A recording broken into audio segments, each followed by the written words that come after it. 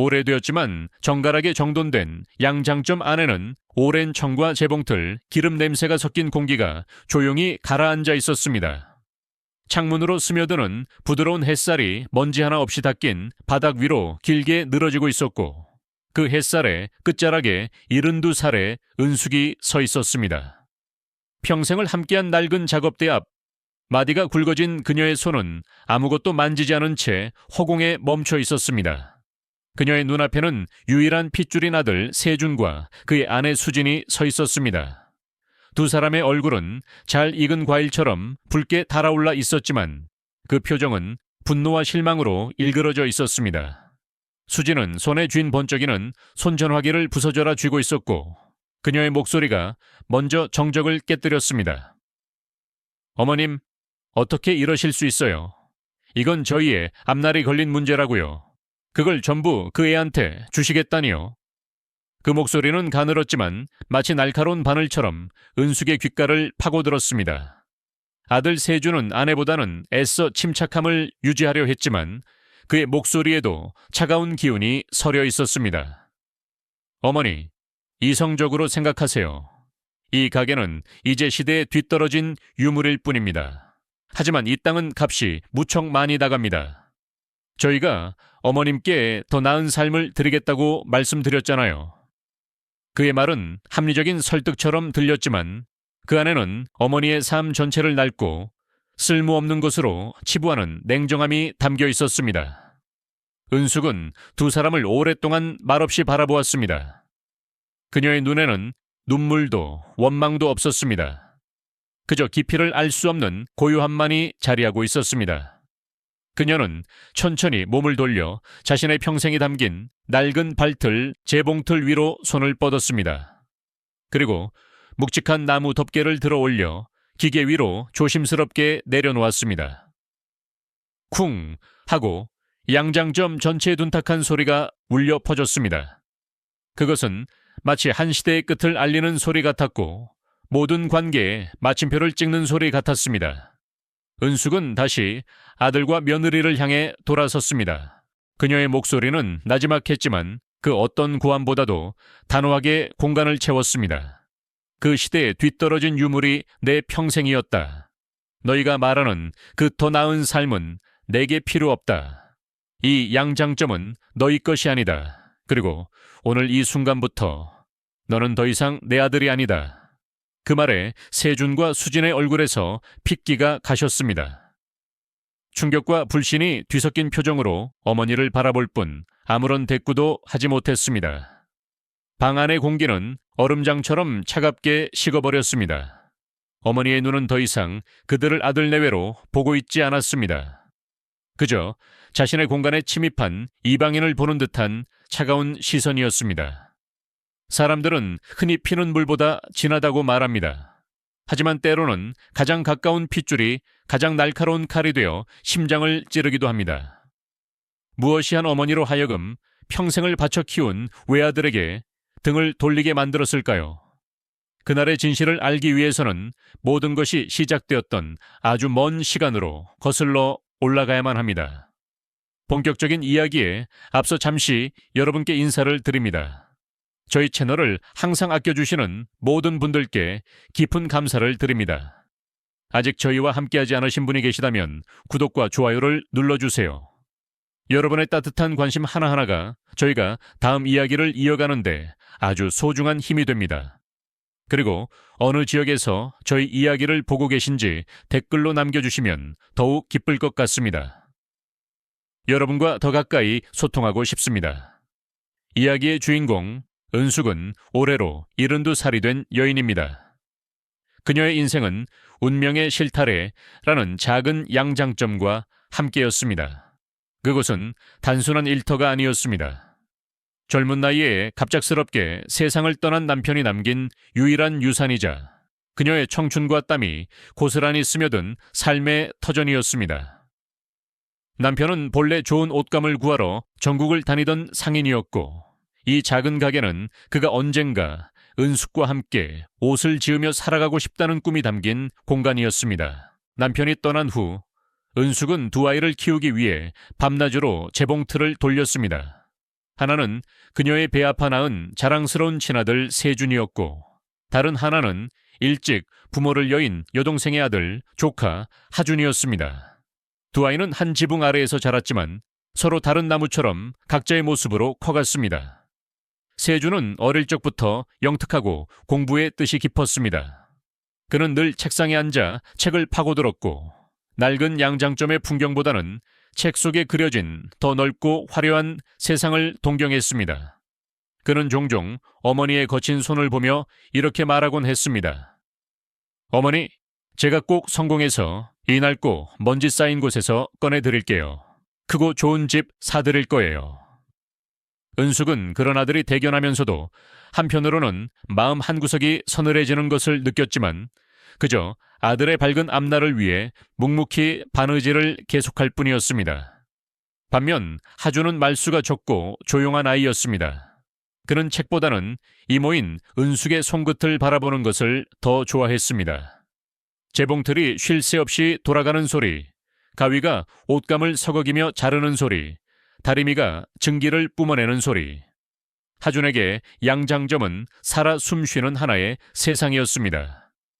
그는 거창한 약속 대신 늦은 밤까지 일하는 은숙의 곁으로 다가와 조용히 말했습니다. 이모, 손이 차가우세요. 따뜻한 차 한 잔 드세요. 그 작은 온기가 은숙에게는 세상 그 어떤 약속보다 더 큰 위로가 되었습니다. 가족이라는 이름에 단단한 옷감에 보이지 않는 첫 올이 풀리기 시작한 것은 아들 세준이 야망 넘치는 수진과 혼인을 하면서부터였습니다. 수진은 처음 양장점에 인사를 드리러 온 날부터 이곳의 모든 것을 불편해했습니다.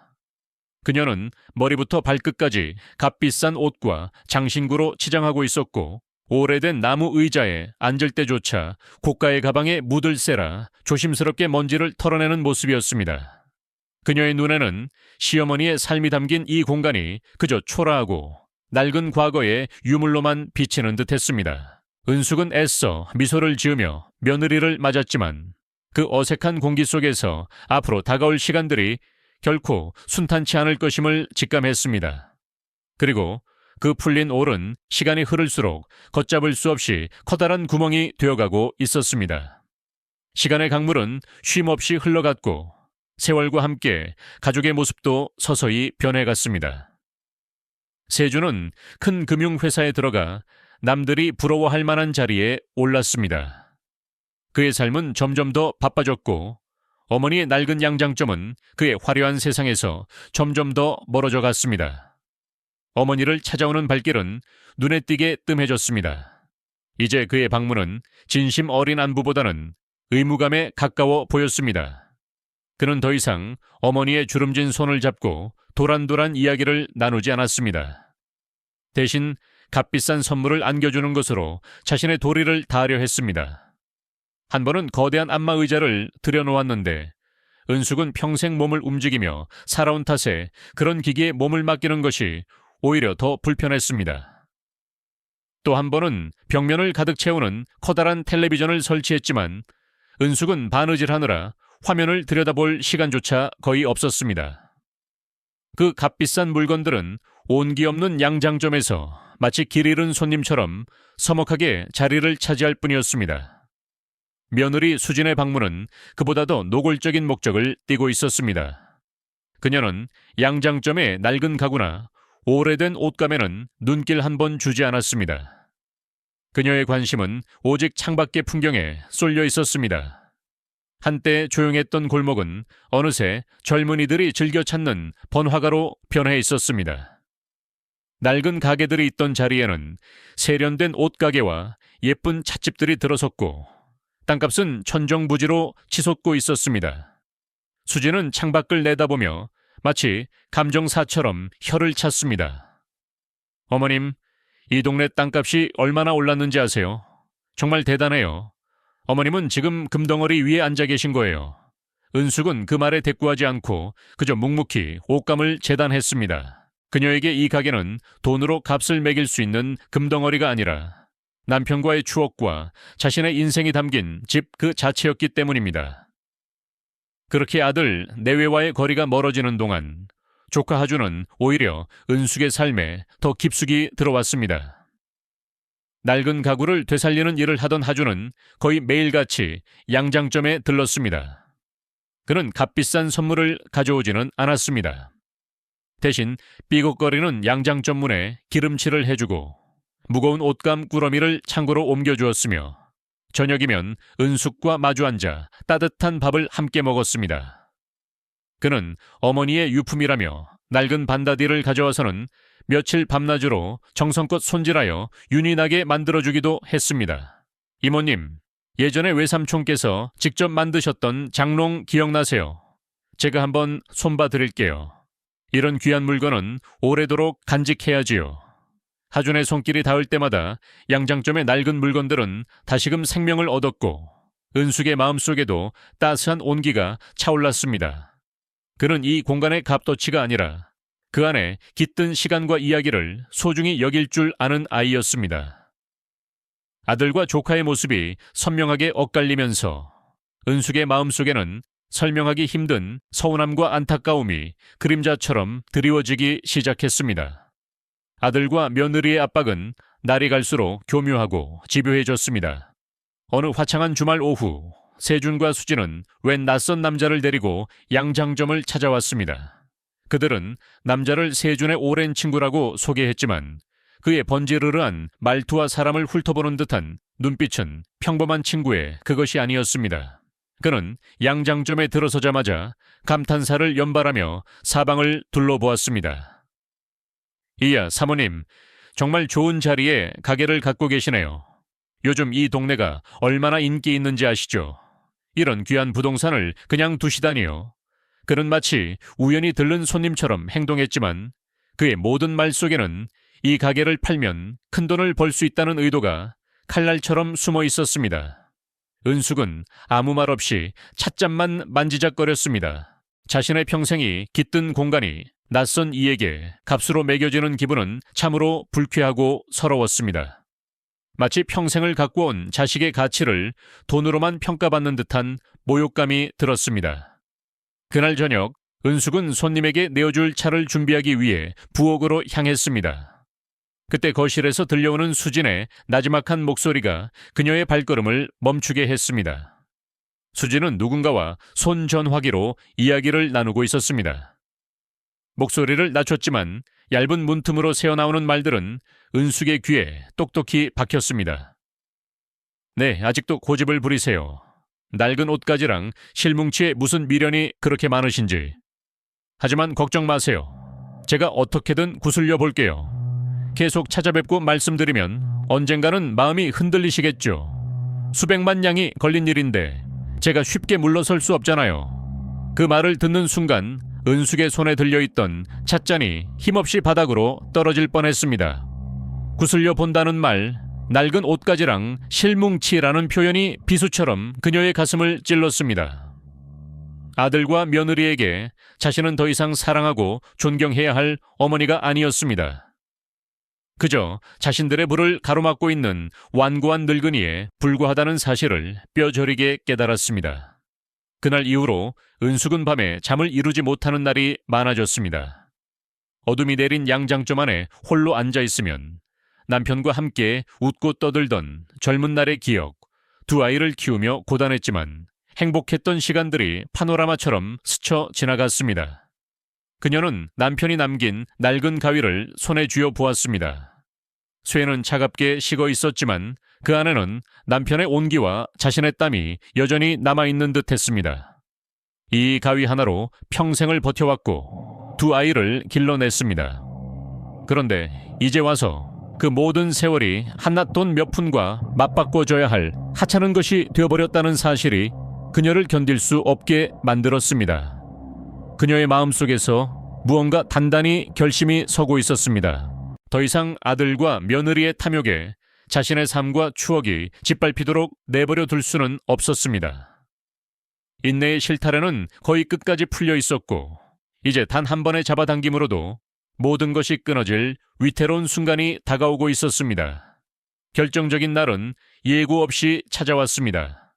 그날은 바로 은숙의 남편이 세상을 떠난 기일이었습니다. 은숙에게 1년 중 가장 성스럽고 경건한 날이었습니다. 그녀는 이른 새벽부터 일어나 몸을 정갈이하고 남편이 생전에 좋아했던 음식들을 정성껏 준비했습니다. 따끈한 밥을 짓고 구수한 나물 무침과 담백한 생선구이를 상 위에 올렸습니다. 작은 상이었지만 그 위에는 남편을 향한 그리움과 사랑이 가득 담겨 있었습니다. 그녀는 아들 세준이 오기를 기다렸습니다. 아무리 바쁘더라도 아버지의 기일만큼은 잊지 않고 찾아와 함께 고개를 숙여주리라 믿었습니다. 창밖으로 해가 뉘엿뉘엿 기울어갈 무렵 양장점의 문이 열리고 아들 내외가 들어섰습니다. 은숙은 반가운 마음에 자리에서 일어났지만 그들의 손에 들린 것을 보고는 그대로 굳어버렸습니다. 세준과 수진은 제사 음식을 가져오지 않았습니다. 그들의 손에는 두툼한 서류 뭉치가 들려 있었습니다. 심지어 그들 뒤에는 낯선 사내, 법률가로 보이는 사람이 함께 서 있었습니다. 그들은 경건하게 차려진 제사상에는 눈길 한 번 주지 않았습니다.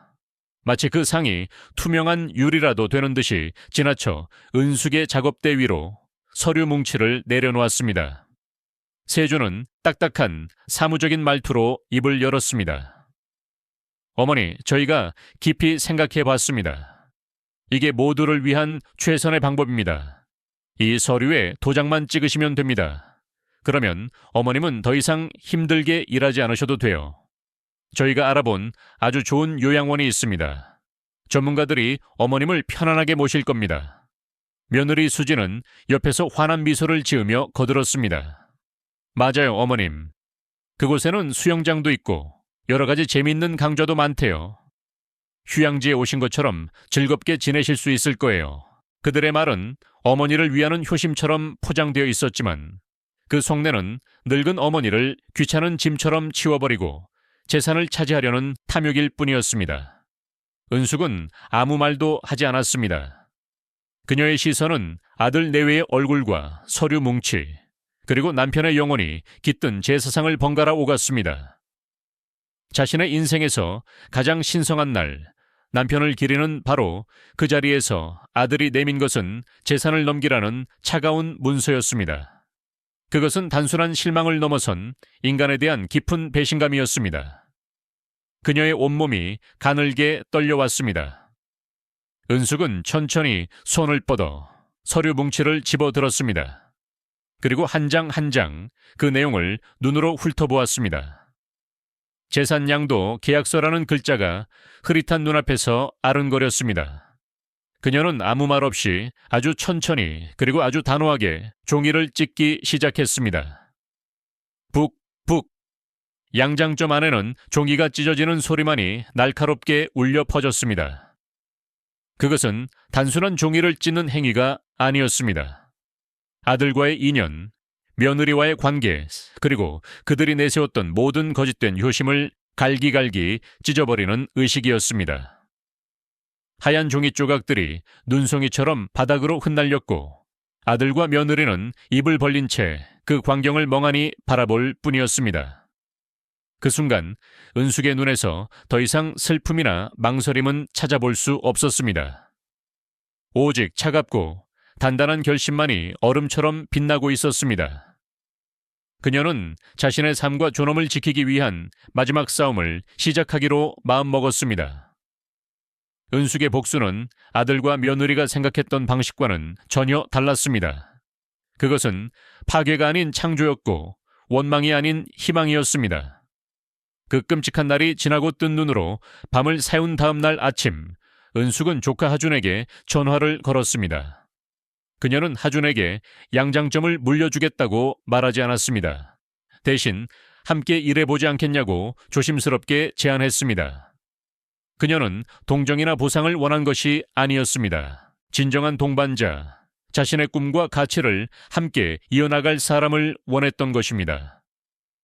하준은 한치의 망설임도 없이 이모의 제안을 받아들였습니다. 두 사람은 머리를 맞대고 새로운 꿈을 그리기 시작했습니다. 은숙의 섬세한 바느질 솜씨와 하준의 낡은 것을 새롭게 되살리는 재주를 합치기로 했습니다. 그리하여 낡은 옷을 고쳐 새롭게 만들고 오래된 가구를 복원하여 그 가치를 되찾아주는 특별한 공간, 유산공방이라는 이름의 새로운 가게를 열기로 뜻을 모았습니다. 그날부터 낡고 침체되었던 양장점에는 새로운 활기가 돌기 시작했습니다. 은숙과 하주는 마치 젊은 시절로 돌아간 듯 열정적으로 일했습니다. 함께 낡은 벽에 새로운 색을 칠하고 하주는 오래된 나무 상자를 이용해 멋스러운 선반을 뚝딱 만들어냈습니다. 은숙은 수십 년 동안 창고 깊숙한 곳에 잠자고 있던 남편의 옷감 상자를 열었습니다. 그 안에는 세월의 흔적이 묻어나는 귀한 비단과 무명 옷감들이 고스란히 보관되어 있었습니다. 이모님, 외삼촌께서 40년 전에 이탈리아에서 가져오신 비단 기억나세요? 이걸로 어떤 옷을 지으면 정말 멋질 것 같아요. 은숙의 말에 하주는 낡은 의자를 가리키며 대답했습니다. 그럼 이 의자를 이 비단으로 감싸면 어떨까요, 이모님? 단순한 의자가 아니라 하나의 예술 작품이 될 거예요. 두 사람의 대화 속에서 낡은 것들은 새로운 생명을 얻을 준비를 하고 있었습니다. 가게 문 앞에는 운명의 실타래라는 낡은 간판 대신 하준이 직접 나무를 깎아 만든 유산공방이라는 멋스러운 새 간판이 걸렸습니다. 양장점의 변화는 동네 사람들의 눈길을 끌었습니다. 다시 활기차게 움직이는 재봉틀 소리와 톱질 소리는 마치 멈췄던 심장이 다시 뛰기 시작하는 소리처럼 들렸습니다. 어느 날 저녁, 고급 승용차를 타고 길을 지나가던 세주는 완전히 달라진 가게의 모습을 보고 차를 멈춰 세웠습니다. 그의 눈에 비친 것은 환한 불빛 아래에서 함께 웃으며 일하고 있는 어머니와 하준의 모습이었습니다. 그의 얼굴은 당혹감과 분노로 일그러졌습니다. 그는 어머니의 행동을 이해할 수 없었습니다. 그에게 어머니의 가게는 팔아치워야 할 낡은 부동산일 뿐이었는데 어머니는 그곳에 새로운 생명을 불어넣고 있었습니다. 그는 어머니가 자신들의 부유한 미래를 망치고 있다고 생각했습니다. 그는 어머니가 돈으로 측정할 수 없는 훨씬 더 귀한 가치를 쌓아 올리고 있다는 사실을 전혀 깨닫지 못했습니다. 그리고 그는 그 모든 것을 자신의 손으로 끝내야겠다고 결심했습니다. 마침내 모든 것이 시작되었던 바로 그 장소에서 마지막 대화가 시작되었습니다. 이제는 유산공방이라는 새로운 이름이 붙은 가게 안은 예전과 달리 따뜻하고 활기찬 기운으로 가득했습니다.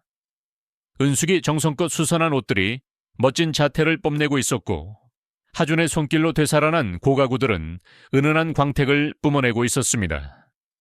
그때 가게 문이 거칠게 열리며 세준과 수진이 들이닥쳤습니다. 그들의 얼굴은 분노로 시뻘겋게 달아올라 있었습니다. 세준은 가게 안을 둘러보며 경멸적인 목소리로 소리쳤습니다. 이게 다 뭐 하는 짓입니까? 어떻게 저희의 앞날, 제 앞날을 이런 하찮은 장난질과 맞바꾸실 수 있습니까? 그의 눈에는 어머니의 새로운 꿈과 열정은 보이지 않았습니다. 오직 자신들의 재산을 축내는 어리석은 행동으로만 보일 뿐이었습니다. 은숙은 아들을 조용히, 하지만 흔들림 없는 눈으로 바라보았습니다. 그리고 나지막하지만 가게 안의 모든 소리를 잠재울 만큼 힘있는 목소리로 말했습니다. 네 앞날이라고. 나는 내 평생을, 내 과거와 현재 전부를 너에게 바쳤다. 그런데 너는 네 아버지 기일에 찾아와 이 늙은 어미를 집에서 내쫓으려 했지. 너는 이 가게에서 오직 땅과 돈만 보았다. 하지만 하준이는 이곳에서 영혼을 보았어. 내 영혼과 제 외삼촌의 영혼을 말이다. 은숙은 천천히 자신의 낡은 재봉틀로 다가가 묵직한 나무 덮개를 내려놓았습니다. 쿵 하는 소리가 마지막 선언처럼 울려 퍼졌습니다. 그 시대에 뒤떨어진 유물이 내 평생이었다. 너희가 말하는 그 더 나은 삶은 나에게 필요 없다. 이 공방은 너희 것이 아니다. 그리고 오늘 이 순간부터 너는 더 이상 내 아들이 아니다. 모든 것을 쏟아낸 은숙은 아들 내외에게 등을 돌렸습니다. 그녀의 선택은 확고했고 더 이상 되돌릴 수 없는 것이었습니다. 세준과 수진은 마치 망치로 머리를 맞은 듯한 표정으로 그 자리에 망연자실 서 있을 뿐이었습니다. 그로부터 6달의 시간이 흘렀습니다. 유산 공방은 입소문을 타고 동네의 명물이 되었습니다. 오래된 것을 소중히 여기고 새로운 가치를 불어넣는 그들의 이야기는 한 유명 잡지에 실리기도 했습니다. 은숙은 예전에 무기력했던 모습을 완전히 벗어던지고 활기 넘치는 장인으로 다시 태어났습니다. 그녀는 이제 젊은이들에게 자신의 기술을 가르치며 새로운 보람을 느끼고 있었습니다. 하준의 곁에는 마음씨 고운 어여쁜 처녀가 함께하게 되었습니다. 그녀는 은숙을 친어머니처럼 따르며 공방의 든든한 일손이 되어주었습니다. 어느 따스한 오후, 세 사람은 공방 중앙에 놓인 커다란 탁자에 둘러앉아 향긋한 차를 마시고 있었습니다. 그들의 얼굴에는 평화롭고 행복한 웃음꽃이 피어 있었습니다. 핏줄로 맺어진 가족은 아니었지만 그들은 서로의 마음을 보듬어주는 진정한 가족이 되어 있었습니다. 때로는 가장 소중한 것을 지키기 위해 무언가를 과감히 끊어내야 할 용기가 필요합니다. 은숙의 이야기는 우리에게 진정한 유산이란 돈이나 재물이 아니라 서로를 향한 사랑과 존중, 그리고 자신의 영혼이 담긴 소중한 일이라는 것을 다시 한번 깨닫게 해줍니다. 오늘 이야기가 여러분의 마음에 깊은 울림을 주었다면 저희 채널을 구독하시고 좋아요를 눌러주시는 것 잊지 마세요. 그리고 여러분의 소중한 생각을